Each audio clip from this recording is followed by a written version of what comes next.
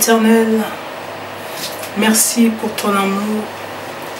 Nous voici, Seigneur, encore en ce jour, Seigneur, pour écouter, Seigneur, ta parole. Ta parole qui donne la vie, la parole qui change nos cœurs, qui change, Seigneur, notre entendement. Nous venons devant toi, Seigneur, pour t'écouter, pour écouter ce que tu nous dis, pour écouter, Seigneur, ce que tu as réservé, Seigneur, pour nous. Nous élevons, Seigneur, nos cœurs pour écouter ce que tu nous diras, Seigneur, ce soir. Nous voulons simplement, ô Éternel, que tu parles à nos cœurs, que tu parles à nos vies. Nous te bénissons, te rendons honneur et gloire, Seigneur. Pour tout ce que tu nous diras, ô Éternel, nous sommes reconnaissants, ô Père, et nous disons d'avance merci de nous parler. Seigneur Saint-Esprit, je m'abandonne à toi, Seigneur. Parle-nous, Seigneur, ô Dieu. Prends le contrôle, Seigneur, de tout mon corps, surtout de ma bouche, ô Dieu. Prends le contrôle de mes sens, prends le contrôle de mes gestes. Pour la seule gloire de ton nom, nous bénissons ce moment dans le puissant nom de notre Seigneur Jésus. Nous disons Amen, Amen, Amen. Shalom. Nous nous retrouvons encore en ce jour pour parler de la part du Seigneur. Nous sommes vraiment ravis d'être là. Ravis de nous asseoir autour de la parole de Dieu. Nous allons prendre nos Bibles dans le livre de Jacques. Nous sommes sur cette pensée de Jacques. Nous parlons sur la langue. Alors je nous invite à lire. Normalement on va lire, on a beaucoup à lire sur le chapitre 3. Mais on va aller crescendo, on va aller petit à petit. En tout cas, prenez votre mal en patience. Allons-y, on commence sur le verset 2, Jacques 3. La Bible dit, nous branchons tous de plusieurs manières. Si quelqu'un ne branche point en parole, c'est un homme parfait, capable de tenir tout son corps en bride. Je reprends, j'aimerais vraiment m'arrêter au verset 3, mais je reprends le verset 2. La Bible dit, nous branchons tous de plusieurs manières. Si quelqu'un ne branche point en parole, c'est un homme parfait, capable de tenir tout son corps en bride. Si nous mettons le mort dans la bouche des chevaux pour qu'ils nous obéissent, nous dirigeons aussi leur corps tout entier. Waouh! Alors nous sommes sur notre deuxième session. La fois passée, nous avons parlé sur le livre de Jacques 1, le verset 26, nous avons parlé de la langue, du péché, de ce péché qui détruit tant de chrétiens que beaucoup d'entre nous, nous sommes saints, nous avons pu crucifier quelques œuvres de la chair, mais notre bouche n'a pas été crucifiée. Et nous continuons dans cet élan pour les choses que le chrétien doit savoir pour se préparer avant le jour du Seigneur. Ici, j'aimerais vraiment tirer notre attention, nous dire quelque chose, c'est que nous ne sommes pas là pour incriminer, nous ne sommes pas là pour dire que le chrétien est mauvais. Non, ce n'est pas notre message. Notre message pointe le doigt, l'endroit où nous devons faire attention dans le but de nous emmener à une réelle transformation pour la seule gloire de notre Dieu et pour que nos vies soient aussi en accord avec Dieu. Donc, j'aimerais que quand tu écoutes vraiment cet enseignement, que tu n'aies pas une idée où on est là en train de te juger. Non, ce n'est pas cela. Ce qui est là, c'est que nous voulons juste être agréables à notre Dieu. Et s'il faut pointer le doigt, je me rappelle il y a quelques semaines, mon fils s'est brûlé et il a fallu qu'on parte aux urgences parce que la plaie était quand même assez important.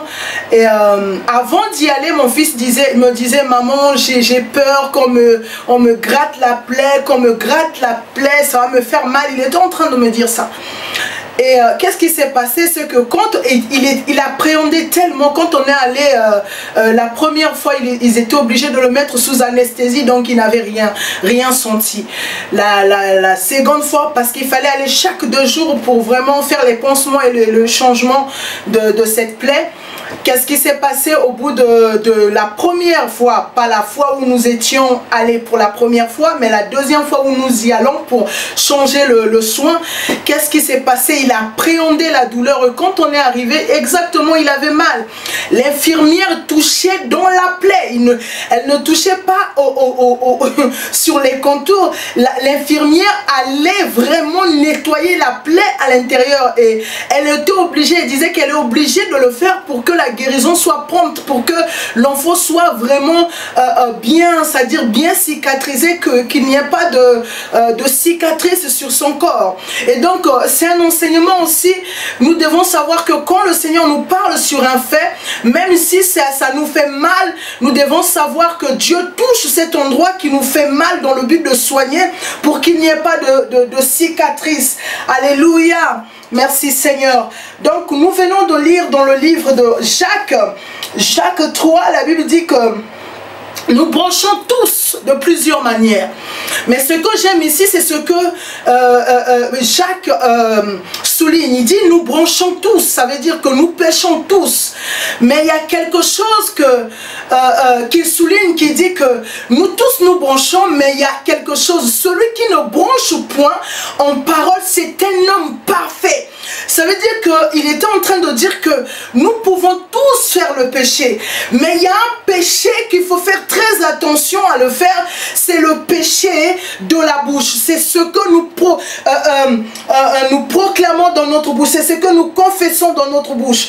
Et ce que tu dis de ta bouche, si tu contrôles ta bouche, tu contrôles ce que tu dis, alors ce que tu dois savoir, c'est qu'il y a quelque chose vraiment d'important. Ce que nous devons savoir en tant qu'enfants de Dieu, c'est que les péchés de la bouche sont costauds.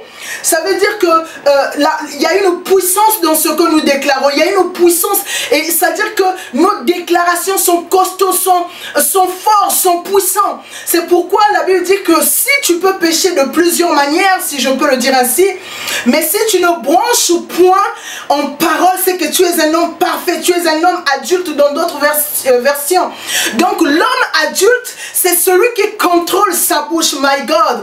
L'homme fait, c'est celui qui contrôle ce qu'il dit. Donc je comprends que l'homme spirituel, comme nous l'avons dit la fois passée, celui qu'on appelle l'homme spirituel, c'est celui qui a cette capacité de contrôler ce qu'il dit, ce qu'il proclame, ce qu'il déclare. Et pourquoi? Parce que la puissance d'un homme est dans ses dires. Ce que tu sauras demain n'est pas dans ce que tu entends forcément, est aussi dans ce que tu dis. Donc ici l'apôtre Jacques, il est en train de nous dire, il nous dit que celui qui ne branche point en parole, c'est un homme parfait. Dans d'autres versions, un homme fait, un homme adulte. Et donc, quand nous ne branchons pas en parole, c'est ça ce que nous sommes agréables devant Dieu. Et ce que j'aime, c'est le verset 3 qui nous dit que si nous mettons le mort dans la bouche des chevaux pour qu'ils nous obéissent, nous dirigeons aussi leur corps tout entier. Ça veut dire que il est en train d'illustrer, Jacques, il est en train d'illustrer une bouche contrôlée. Il est en train d'illustrer une bouche qui maîtrise, l'homme qui maîtrise sa bouche. Ça veut dire que l'homme qui maîtrise sa bouche, c'est un homme qui a des morses. Vous savez, des morses, ce sont des pièces qu'on met dans la bouche des chevaux, dans le but de les contrôler leurs mouvements, de les diriger. My God, je comprends que la direction de la vie est dans la bouche. Si on peut mettre les morses dans la bouche d'un cheval pour diriger, pour le mener là où on veut, pour le conduire là où on veut, le chrétien doit savoir que le chrétien doit aussi être porteur de morses dans leur bouche. C'est un morse pas spirituel. Je ne vous demande pas d'aller prendre des morses et de les mettre dans vos bouches. Non, ce n'est pas ça mon propos. Nous devons contrôler. Ça veut dire que quand il prend l'image, quand il est en train d'imager sur les chevaux et le morse, il est simplement en train de dire que celui qui est un homme fait, celui qui est un homme parfait, celui qui est un homme qui est arrivé à l'âge adulte, c'est celui qui contrôle sa bouche, my God. Celui qui contrôle ses propos, celui qui contrôle ce qu'il dit.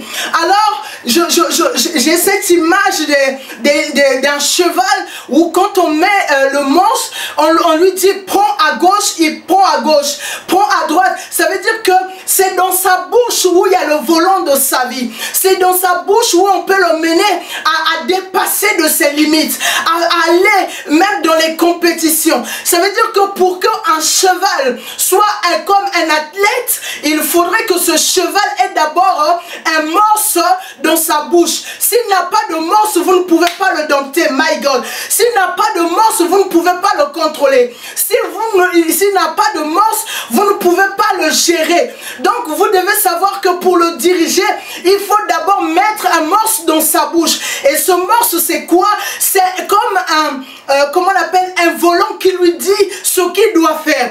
Alors je comprends par là que le chrétien, l'enfant de Dieu, doit avoir un morceau pour que le Saint-Esprit le dirige. Il ne doit pas dire tout ce qui passe dans la tête. Il ne doit pas dire tout ce qui lui arrive dans ses pensées. Mais il doit aussi se laisser conduire. Sa bouche est comme un volant. My God, ta bouche est comme un volant. Ma bouche est comme un volant. Le volant que Dieu veut révéler au monde. Le volant que Dieu veut révéler à cette génération. Quand Dieu viendra parler à cette génération, le Seigneur utilisera ta bouche. Quand le Seigneur voudra visiter une personne, il prendra ta bouche pour visiter une vie. Quand Dieu voudra faire quelque chose dans un camp, dans un pays, dans une nation, c'est avec la bouche que Dieu fait les choses. J'aimerais dire à une personne, c'est avec la bouche que Dieu accomplit les œuvres. C'est avec la bouche que Dieu change le monde. C'est avec la bouche des hommes que Dieu est en train de changer l'histoire du monde, l'histoire de ta famille, l'histoire de ta vie. N'est-ce pas, quand Dieu vient te parler, souvent c'est une voix que tu entends même dans le songe, même si c'est imagé, tu entends dans ton fort intérieur une voix. Parce que le volant de la vie d'une personne est dans la bouche. J'aimerais que tu le saches, bien-aimé, que le volant de ta vie ne te trouve pas sur ton sexe. Alors que quand tu crois que tu peux le manier avec les femmes, que c'est ça homme fort, j'aimerais t'emmener à réaliser les faits, bien-aimé, que chaque fois quand ta bouche prononce quelque chose, la chose que ta bouche déclare te donnera une force dans l'action. Ce que tu dois comprendre, c'est quoi? C'est que ta bouche contrôle ton corps, ta bouche contrôle tes mouvements, ta bouche contrôle tes actions. Vous voyez, je suis en train de parler, je n'ai pas dit à mes bras de bouger, mais l'intensité de ma voix fait de sorte que mon corps suive. Parce que ce que je suis en train de dire, on transporte tout mon corps. C'est cela, bien-aimé. Nous mettons des morceaux sur des animaux. Nous domptons les animaux. Nous gérons des maisons. Nous domptons tout. Mais cependant, le chrétien ne dompte pas sa bouche. Il est temps que nous, enfants de Dieu, nous domptons nos bouches pour savoir comment parler. Pourquoi? Pourquoi dompter? Pourquoi discipliner? Pourquoi contrôler les bouches? Parce que la puissance de notre devenir est dans ce que nous disons. La puissance de ce que nous serions demain est dans ce que nous déclarons. Souvent nous croyons que c'est quand je pense que les choses vont arriver. Certaines choses arrivent dans la vie lorsqu'on a déclaré. Certaines choses vous arrivent quand vous avez déclaré. Si tu ne déclares pas, certaines choses n'arriveront pas. Si tu ne dis pas, parfois l'ennemi fuira loin de toi par rapport à ce que tu dis dans ta bouche. Quand une maladie arrive, quand tu dis dans ton esprit, je suis fini, tu vas voir que la situation va se dégrader. My God! La situation va se dégrader. Pourquoi la situation se dégrade? Parce que ta bouche a déjà donné une direction. Donc il faut que tu saches, à chaque fois que tu parles, à chaque fois que tu dis quelque chose, que si ta bouche n'a pas de morse spirituelle, tu es en train de donner une direction. Tu es en train de diriger ta vie. Tu es en train de le mener quelque part. Alors le chrétien doit savoir que ses paroles sont puissantes. Ses paroles ont une force, ont un pouvoir. Donc le chrétien doit aussi savoir que ses paroles ont une direction. Donc ta bouche ne doit pas dire tout et n'importe quoi. Ta bouche ne doit pas s'asseoir à l'assemblée de moqueurs. La Bible dit ceci, Psaume le dit, heureux l'homme qui ne s'assied pas sur la compagnie des moqueurs. Le moqueur ici c'est qui? C'est celui qui dit des choses dans sa bouche, celui qui reste là dans le but de critiquer, de se moquer des autres, de huer sur les autres, de voir simplement le péché des autres. Celui qui contrôle sa bouche ne s'arrête pas sur des futilités. Celui qui contrôle sa bouche ne s'arrête pas sur tel a fait ci, tel a fait ça. Et c'est dans quelle direction emmener sa vie, dans quelle direction gérer sa vie. Bien-aimé, il est temps que nous, enfants de Dieu, nous mettons dans nos bouches les morses spirituelles. Ça veut dire le contrôle que le Saint-Esprit, il nous faut donner le contrôle de notre bouche au Saint-Esprit. Il nous faut vraiment prendre la discipline de notre bouche, contrôler ce que nous déclarons, contrôler ce que nous proclamons, contrôler toutes choses. Pourquoi? Parce qu'à chaque fois que tu parles, tu donnes une direction à ta vie. À chaque fois que tu dis quelque chose, ta vie prend la direction. Alors comprends-moi, quand une situation, une maladie arrive, n'appelle pas la maladie. J'aime mon Seigneur Jésus. À chaque fois, il n'a jamais appelé la situation au nom de la situation. Il n'a jamais dit la situation. Quand il a parlé aux disciples concernant Lazare, il a dit notre frère Lazare dort. Donc vous devez savoir que notre langage dirige nos relations. Quand tu t'asseoiras ou tu n'as pas de morse dans la bouche, tu resteras là. Tu verras que le mal des autres, tu commenceras à t'asseoir. C'est ça ce que les téléphones mobiles nous ont donné. Qu'est-ce qui se passe? Comme on a des forfaits illimités, le péché de la bouche s'est accentué. On n'a plus de morse. Nous venons dans les églises, nous regardons ce qui se passe dans la vie des autres. Nous n'avons pas vérifié. Nous prenons le téléphone, nous appelons à gauche, nous appelons à droite. Nous déclarons, tu as vu ce qui est arrivé chez Karine? Tu as vu ce qui est arrivé chez tel? Tu as vu ce qui est arrivé? Est-ce que tu as vu? Et parfois, sans se contrôler, qu'est-ce qui se passe? On se rentre aussi. Il y a des bouches qui sont des distributeurs de mensonges. Il y a des bouches qui sont des distributeurs de problèmes. Il y a des bouches qui sont des distributeurs de querelles. My God! Quand il rentre dans une affaire, même là où il y avait la paix totale, quand elle commence à parler, les gens se donnent les coups. J'ai pu constater les familles brisées parce que certaines bouches en parlaient. J'ai pu constater le mariage, ce n'est pas le divorce a eu lieu, pas parce que la femme a trompé ou le mari a trompé, mais c'est parce que l'un et l'autre ne supportaient pas ce qui se disait mutuellement. Vous voyez, des vies sont détruites parce que tel dit telle chose de l'autre, tel dit telle chose. Nous sommes à l'église, mais nos bouches ne sont pas contrôlées. Nous sommes dans les assemblées, nos bouches ne sont pas contrôlées. Les uns ont des clans où ils y vont pour parler du mal de tel et tel. Nous avons fait des clans où nos bouches exposent les situations. My God, nous avons oublié que nous ne sommes pas l'assemblée des destructeurs. Nous ne sommes pas l'assemblée des tueurs. Mais si tu demandes à une personne, tu as déjà tué, la personne dira non, je n'ai pas tué. Si on demande à une personne, tu as déjà fait du mal à un enfant, tu as déjà violé un enfant, tu vas voir que personne ne dirait que je n'ai pas violé un enfant. Mais si tu poses la question à une église ou à une assemblée, tu leur poses la question en disant est-ce que tu as déjà menti? Quand tu leur poseras la question sur les péchés de la bouche, tu vas voir que 99,99% seront c'est-à-dire dans ce péché-là. Pourquoi? C'est un péché que les gens ne se rendent pas compte, les gens ne calculent pas. Alors si tu aspires à l'enlèvement, si tu aspires à voir le Seigneur, la Bible dit afin d'apparaître devant lui une église sans tache glorieuse. Mais la gloire n'est pas seulement dans une apparence, c'est aussi dans nos propos, dans ce que nous déclarons. Donc nous devons savoir une chose, c'est que il faut dans notre bouche de bride, et plutôt de contrôle, comme le morse, on doit le mettre dans nos bouches. Dans le but de quoi? Dans le but de contrôler nos mouvements. Si tu vois quelqu'un vient te dire, vous savez bien aimé, parfois il faut se désabonner de mauvaises personnes. Parfois il faut se désabonner des personnes qui parlent mal. Parfois il faut se désabonner des personnes qui sont là seulement pour relever les erreurs des autres. C'est comme si ces personnes-là plutôt elles ne font pas des erreurs. Quand tu vois qu'elles te disent je vais passer à la maison, passer la journée, sors pour toi, dis non je ne suis pas chez moi. Il faut te désabonner de ceux qui te rapportent toujours des mauvaises informations. Il faut te désabonner de ceux qui voient toujours que le pasteur avait fait ci, le pasteur avait fait ça. Il faut te désabonner. Contrôle, c'est-à-dire contrôle ce que tu dis. Parce que de telles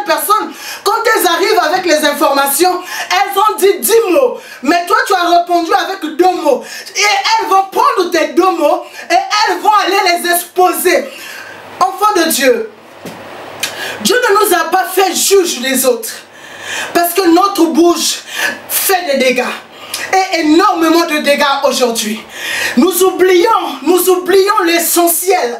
Nous oublions que notre bouche est pour relever, pour construire, pour vraiment aménager quelqu'un qui est dans la tristesse, pour vraiment donner le courage à une personne qui en a perdu, pour donner encore la force à une personne qui se sent rejetée. Mais notre bouche n'est pas là pour pousser les autres à être rejeté. Nous devons comprendre, bien-aimés dans le Seigneur, c'est que si tu ne contrôles pas ta bouche, la nature a horreur du vide. Et le diable utilise tout ce qui est vide. S'il n'y a pas de morse dans ta bouche, s'il n'y a pas de contrôle dans ta bouche, s'il n'y a pas de sécurité dans ta bouche, le diable aime là où il n'y a pas la sécurité. Le diable aime là où il y a le vide. Pourquoi? Parce que le diable viendra gérer. C'est-à-dire il prendra ta bouche. Parfois tu n'as pas voulu dire telle chose et la chose sort comme ça. Alors frères et sœurs, contrôle ta bouche. Il te faut des morses spirituelles. Il te faut parfois refuser les informations que tu juges que ta pensée te donne. Parfois tu vois qu'il y a une personne qui te met souvent en colère, qui arrive devant toi, qui te pousse vraiment à lui dire certaines vérités. Vous savez, je suis d'accord, je vous l'accorde. Il y a certaines personnes, quand tu es avec elles, elles ont tendance à sortir le mauvais en toi. Quand tu vois qu'il y a de telles personnes, évite, prononce des paroles de sorte que tu pars ailleurs.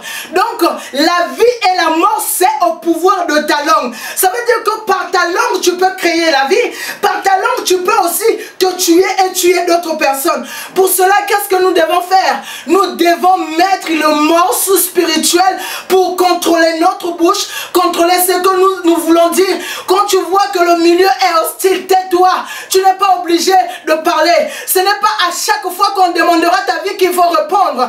Je me souviens, les pharisiens, les scribes ont demandé à Jésus, fais-nous un miracle. Jésus leur a dit, il ne vous sera donné aucun miracle si ce n'est le miracle de Jonas. Ça veut dire qu'il y a certaines choses, même quand on te demande ton avis, ne donne pas ton avis. Tu n'es pas obligé parce que quelqu'un a demandé que tu dois te donner ton avis. Contrôle ta bouche. Parfois il faut se taire.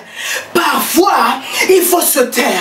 Et ça nous l'avons pas. Nous avons perdu cet aspect où nous voyons des choses, où c'est-à-dire que nous sommes vraiment dans la réaction. Quand une situation arrive, tu crois, certaines personnes croient que si elles ne réagissent pas, les gens vont croire que tu es faible. J'aimerais dire que ce sont les mensonges du diable. Ce n'est pas parce que tu ne réagis pas que tu es faible. Ce n'est pas parce que tu ne dis pas quelque chose que tu es faible. Non, ça veut dire que quand la personne a parlé, tu vois la personne, tu dis, tu as fini? La personne dit oui, j'ai fini. Tu dis ok, tu peux t'en aller. Ou encore vous vous séparez. Mais quand la personne revient demain, la personne constate que tu n'as rien changé et rien n'a changé, ou soit sur les conseils ou sur...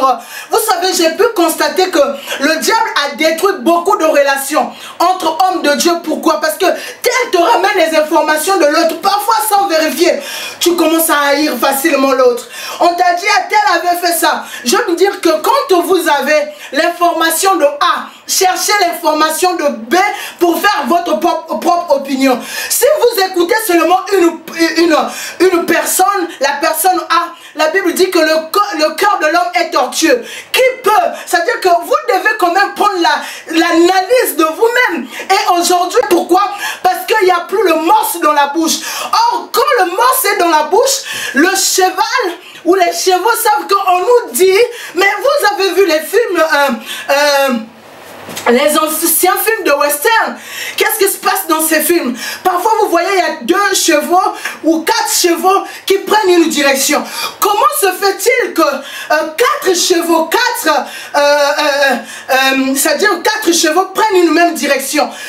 Ils vont dans une direction, c'est-à-dire ils sont coordonnés. Et aujourd'hui le chrétien, si le chrétien met le morse dans leur bouche, nous serons un seul homme. Pourquoi il y a des séparations, des divisions et autres? Parce que chacun ne contrôle pas sa bouche. Je pense que si nous tous nous y avions dans nos bouches des morses, qu'est-ce qui va se passer? Je ne peux pas dire du mal de l'autre parce que nous prenons une même direction. Il est temps que bien aimé nous contrôlons nos bouches pour une même direction. Il nous faut une direction direction dans notre église MIC. Il nous faut une direction dans tout ce que nous faisons. Nous devons savoir que l'église du Seigneur doit avoir une direction. Parce que si nous mettons du mœurs, nous savons que sa faiblesse va m'handicaper. My God, quand il y a 4 chevaux, qu'est-ce qui se passe? S'il y a un chevaux qui est malade, on ne pourra plus suivre les ordres, ou bien on sera handicapé. Et c'est-à-dire que s'il y a un cheval qui est malade, je prendrai 90% de son travail et je vais le transporter sur moi pour éviter que je souffre à porter mon poids et le poids de l'autre. Qu'est-ce que je fais? Je contrôle ma bouche et contrôle ma bouche et l'autre contrôle sa bouche. Et qu'est-ce qui se passe? On suit une direction. On suit une direction. On suit une direction. Alors vous allez voir que je ne voudrais pas que mon prochain soit mal. Pourquoi? Parce que son retard va m'handicaper. Ce que tu dois savoir, que les personnes que ta bouche détruit t'handicapent aussi toi. Parce que si tu es dans une assemblée où toi, tu es en train d'incriminer les autres par ta bouche, et quand ces autres, ce que les hommes ne savent pas, c'est que certaines informations que tu dis sur l'un, sur quelqu'un, ces informations reviennent. Parfois, je suis choqué sur le manque d'intelligence au fait du fait que quand tu parles mal de quelqu'un, même si tu l'as dit à une personne, dis je te fais confiance. Cette personne aussi a la personne qu'elle fait confiance. Et qu'est-ce qui va se passer? Même si ça tarde un jour, la personne va entendre ce que tu as dit sur son nom. Et qu'est-ce qui va se passer? Les relations vont être fausses. Moi, je sais que tu as parlé mal sur moi et j'ai les informations. Qu'est-ce qui va se passer? Quand je te verrai, je te dirai bonjour. Même quand je prierai avec toi, il y aura toujours un peu de réserve. C'est qu'on oublie, c'est ça. Et comme on ne se rend pas compte que certaines choses que nous déclarons arrivent dans les oreilles des autres, qu'est-ce qui se passe? Ce qui se passe, c'est que les relations sont devenues vraiment fausses. Il y a trop d'hypocrisie. Et même quand nous élevons la voix pour prier, nous sommes comme ces chevaux où il y en a un qui est malade et les autres sont obligés de transporter. Le temps que nous prenons à créer l'atmosphère, puisqu'il y en a qui handicapent l'atmosphère, ça fait que ce que l'autre subit impacte aussi ma vie. Alors ce que nous devons savoir, nous enfants de Dieu, nous, Église du Seigneur, nous devons savoir que on peut pécher, on peut se brancher. Comme la Bible dit, nous branchons de plusieurs manières. Mais celui qui est l'homme parfait, c'est celui qui discipline sa bouche. C'est celui qui contrôle vraiment ses paroles. C'est celui qui contrôle ses propos. Quand tu vois que ce n'est pas le temps de parler, même si on te met les armes, ne parle pas. Même si on te met un pistolet sur la tête, ne parle pas. Garde ton calme. Ne dis rien. Parce qu'un mot peut détruire des milliers de personnes. Des milliers de personnes. Vous savez, plusieurs personnes qui, je ne vais pas ici citer des noms bizarres, ce que vous devez savoir, c'est que dans certaines institutions, je dis institutions, ou encore les mafias si vous voulez, ils apprennent aux gens, coûte que coûte, il est préférable pour eux de mourir que de dire les secrets. C'est-à-dire, on leur apprend que la mort est plutôt favorable pour eux que de dire certaines vérités. Et aussi, cette mentalité de comprendre que mieux vaut mourir que dire les secrets, on doit aussi quelque part l'accepter. Pourquoi? C'est-à-dire que certaines paroles, chez nous en Afrique, des sorciers ont pu détruire certaines familles parce que la mère avait déclaré un propos, une parole, quelque chose. Donc je comprends que quand vous dites quelque chose, quand vous prononcez quelque chose, même si la chose est moindre, sachez que dans le monde spirituel, il y a des paroles que le diable vient récolter dans le but de vous détruire. Et donc, parfois, il est mieux de garder ce que l'on pense à l'intérieur de nous et de ne pas dire ce que l'on pense. Pourquoi? Parce que cela peut être dévastateur. Donc, comprenez que je vais vraiment m'arrêter là. Je ne vais pas être langue, on va aller petit à petit, comme je l'ai dit. Ce que nous devons comprendre, bien-aimés dans le Seigneur, c'est que la bouche se contrôle. Un homme parfait, un homme adulte, c'est un homme qui a mis le morse dans sa bouche. C'est celui-là qui contrôlera demain, c'est celui-là qui contrôlera ce que vraiment son avenir sera. Si tu veux être pur, si tu veux être sanctifié, si tu veux garder cette nature de sainteté de Dieu, ne sois pas seulement celui qui parle dans le plaisir de parler. Contrôle ce que tu dis, contrôle tes pensées, contrôle tes paroles, contrôle vraiment tes actes. Et j'aimerais pour finir te dire ceci: quand tu déclares une parole, c'est-à-dire qu'est-ce qui se passe? Une parole est toujours accompagnée des actes. Vous voyez, je suis en train de parler, mais mon corps aussi pose des actes. Ce que vous devez savoir, c'est que chaque fois que vous déclarez une parole, cette parole sort avec aussi des actes que vous posez. Donc vous devez savoir que quand vous déclarez quelque chose, il y a des actes posés qui accompagnent votre parole. Donc à partir de ce moment-là, contrôlez pour que vos actes soient contrôlés, parce que le Seigneur, il dit dans le livre d'Apocalypse, c'est quelque chose que les œuvres, c'est-à-dire que la robe de l'épouse, c'est quoi? Ce sont les œuvres des saints. Alors faisons attention, parce que ta parole ne sort pas seulement elle seule, ta parole sort avec aussi des actes. Donc quand elle sort avec des actes, c'est pour donner une orientation à ce que, n'oublie pas que le diable guette tes paroles, n'oublie pas que Dieu guette tes paroles, n'oublie pas que la société guette tes paroles. C'est dans tes paroles on saura quel type d'homme tu es. C'est dans tes paroles on saura de quelle catégorie d'espèce de personne tu es. On te jugera par rapport à ce que tu dis. On te classera par rapport à ce que tu dis. On va te catégoriser par rapport à ce que tu prononces. Donc sache-le que ce que tu prononces te définit toi. Ce que tu dis, c'est la meilleure définition de ta personne. Si certaines personnes sont comme ça, pour connaître vraiment sa vraie nature, demande à la personne de parler d'elle au moins pendant 5 minutes. Vous verrez si la personne est égoïste, égocentrique, vous verrez les péchés mignons de la personne dans son discours. J'aimerais dire ceci: dans chaque discours prononcé, il y a quoi? Il y a l'identité, il y a ton identité qui sort. Dans chaque discours que tu prononces, il y a une partie de ta nature. Pour savoir si tu es une personne qui a un cœur pur, il n'y a qu'à t'entendre. Si on doit savoir tu es une mauvaise personne, si tu es une personne méfiante, c'est dans ta façon de parler qu'on sentira que tu es une personne méfiante. Alors j'aimerais te dire que tu es en train de nous donner ta définition à chaque fois que tu parles.